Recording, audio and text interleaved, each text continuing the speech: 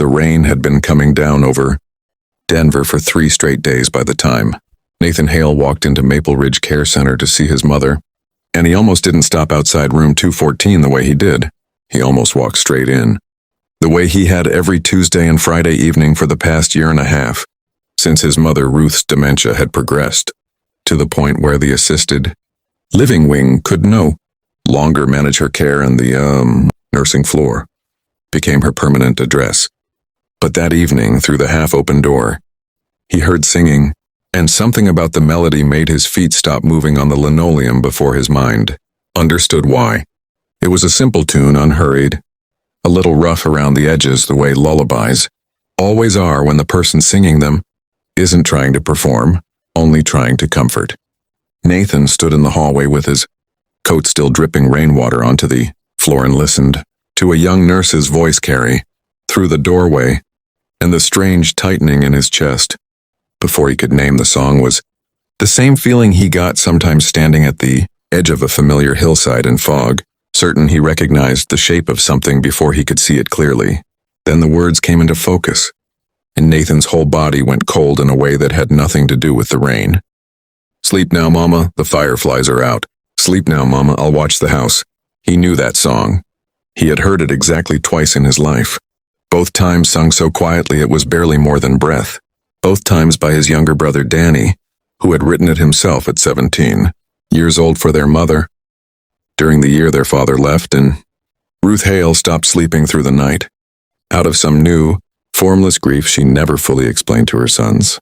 Danny had made the song up alone in his bedroom, on an old guitar with 2 broken strings, and he had sung it to their mother only when things got very bad, when the house felt too quiet and too loud at the same time.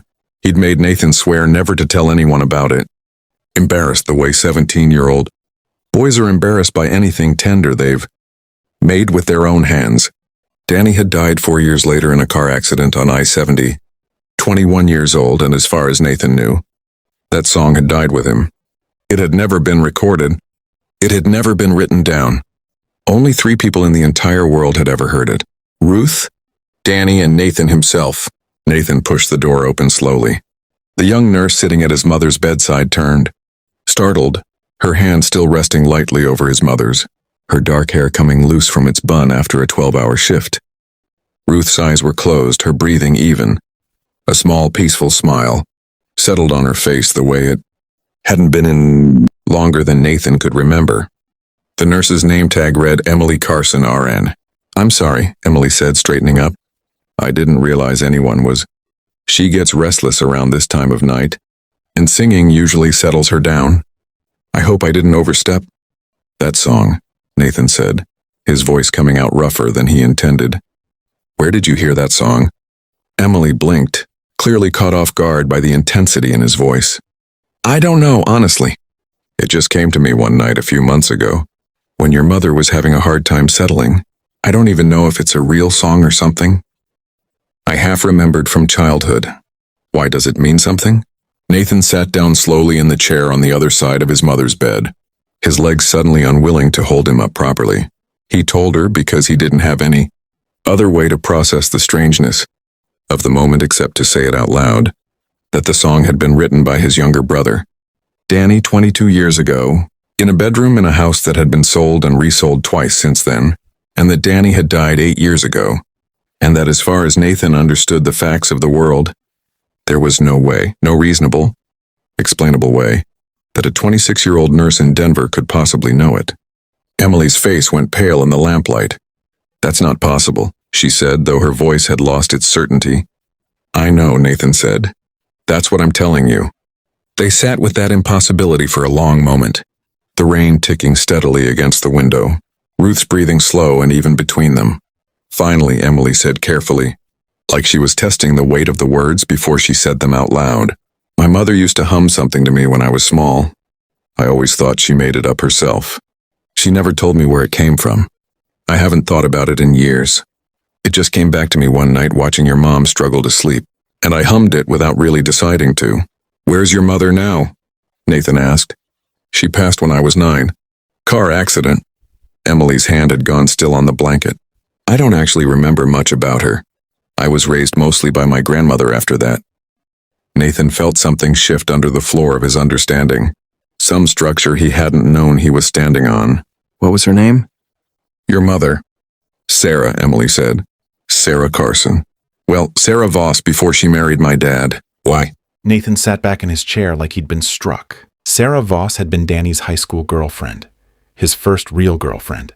The one Danny had been unbearably, foolishly in love with for 2 years before an argument. Neither brother had ever fully explained to their mother had ended things badly. Right around the time Danny wrote that song, Nathan remembered Sarah vaguely from those years. A quiet girl with dark hair who used to sit on their porch steps, who Danny used to walk 2 miles to see after school. He remembered too, though he'd never let himself think about it directly in 20 years. The year after the breakup, when Danny had gone unusually quiet, when their mother had once mentioned in passing that Sarah's family had moved away suddenly, before anyone had really understood why. "Emily," Nathan said slowly, doing math in his head that he didn't want to be doing. "How old are you?" 26, she said. "Why does that—" And then he watched her do the same math. Watched her face change as the numbers landed somewhere. She clearly hadn't let them land before. 26 years. Danny had been 18 the year Sarah Voss left town without explanation. 26 years ago. That's not— Emily started and then stopped, because the thing she was about to say wasn't actually a denial. Just an old fear finally finding a shape. My grandmother never talked about my biological father. She said my mom didn't want to discuss it, and then my mom died before I was old enough to ask properly. And by the time I was old enough to want answers, there wasn't anyone left who'd give them to me. Nathan sat very still, feeling the rain-soaked evening reorganize itself around a possibility. He hadn't walked into that room, expecting to face. "I need to ask you something, and I need you to understand I'm not trying to upset you. Did your grandmother, Sarah's mother, is she still alive? She's in a memory care facility in Boulder. Advanced Alzheimer's. She doesn't have many clear days anymore. I'd like to talk to her if that's possible. If you'd be willing." Emily studied him for a long moment, and Nathan watched 26 years of unanswered questions move behind her eyes. The absent father nobody would name. The song she'd never understood the origin of. The quiet family silence around her mother's sudden departure from a small town outside. Denver a lifetime ago. "Okay," she said finally. "Okay, yes." They drove to Boulder together 3 days later, in Nathan's truck, mostly in silence, both of them turning over what they might or might not learn. The memory care facility was quiet and bright, and Sarah's mother, a small, white-haired woman named Doris, was having, the staff told them gently, one of her better days. She sat in a chair by the window when they came in, and Emily knelt beside her the way a granddaughter does out of long habit, gentle and unhurried. "Grandma, I brought someone I want you to meet," Emily said. "This is Nathan. His brother's name was Danny." Something moved behind Doris's clouded eyes at the name. Not full recognition. Not clarity, but a flicker, the way a light behind fog sometimes catches enough to throw a shadow. "Danny," she said softly, testing the word. "Sarah's Danny, the boy with the guitar." She looked at Nathan directly then, her eyes suddenly sharper than they'd been a moment before, the way dementia sometimes lets old memories surface clean even when the present stays murky. "You have his eyes," she said. "I always told Sarah she should have let him know." "Known what?" Nathan asked gently. "About the baby," Doris said, as simply as if she were commenting on the weather. "Sarah found out after we moved. Her father wouldn't let her go back and tell him. Said it would ruin both their lives before they'd even started them. I told him he was wrong. Nobody listened to me." Doris's attention drifted for a moment, the clarity fading like something receding underwater. And then she looked at Emily, patting her hand with quiet, unremarkable tenderness. "You have his song, sweetheart. Sarah used to hum it to you every night. Never told you where it came from. Said it was the only thing she had left of him." Nathan felt the whole shape of the last 26 years reassemble itself in a single moment, standing in a sunlit memory care common room in Boulder. Danny, at 18, losing the girl he loved to a sudden, unexplained move he never understood. Sarah, pregnant and frightened and forbidden by her father from telling him, a daughter growing up 2 hours away, hearing her mother hum a lullaby she never knew was written for a woman by a boy who died believing he'd been abandoned without reason. Danny had spent the last 3 years of his life quietly, privately heartbroken over a departure. Nobody around him had ever properly explained, and he had died at 21 without ever knowing he had a daughter growing up in Boulder, without ever knowing that the song he wrote for his mother would one day find its way, humming and half-remembered, into the voice of his own child, singing it back to his mother's bedside a quarter-century later. Nathan didn't tell Emily everything at once. He let it settle over the drive back to Denver. let her sit with the shape of an answer she'd waited her whole life for, delivered finally by a stranger who turned out to be family. When he finally said the word out loud, niece, Emily cried in the passenger seat of his truck the way people cry when grief and relief arrive at exactly the same moment, indistinguishable from each other. They did the paperwork properly after that, DNA testing, county records, the quiet, bureaucratic confirmation of what Doris's clear day memory had already told them was true. Emily Carson was Danny Hale's daughter, born 7 months after Sarah. Voss disappeared from a small Colorado town without explanation, raised never knowing that the melody her mother hummed to her every night for the first 9 years of her life had been written by a boy, with a broken guitar for a mother he loved fiercely and imperfectly, in a bedroom 2 hours away. 26 years before his own, mother would lie in a nursing home bed and hear that same song sung back to her by a granddaughter she never knew she had. Ruth Hale, in one of her clearer months that followed, held Emily's hand and told her, in the halting, incomplete sentences dementia allowed her, that she recognized something in her.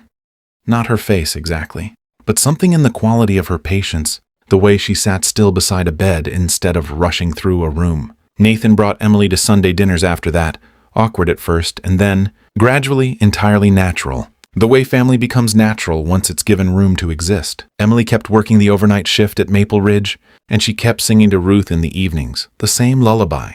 Except now she sang it knowing exactly whose hands had first shaped those words, exactly whose voice had first carried them through a quiet house a lifetime ago. Ruth passed the following winter, peacefully in her sleep, with Nathan and Emily both at her bedside, and in her last clear evening, she asked Emily to sing the song one more time. Emily did, her voice steady despite the tears, and Nathan sat holding his mother's hand and understood finally that Danny's song, the one he'd sworn his brother never to repeat to anyone, the one that had disappeared for 22 years into silence and grief, had found its way back not through recording or memory, but through blood, through a granddaughter neither of them had known to hope for, singing a dead boy's love for his mother back into the world, one more time before she let her go.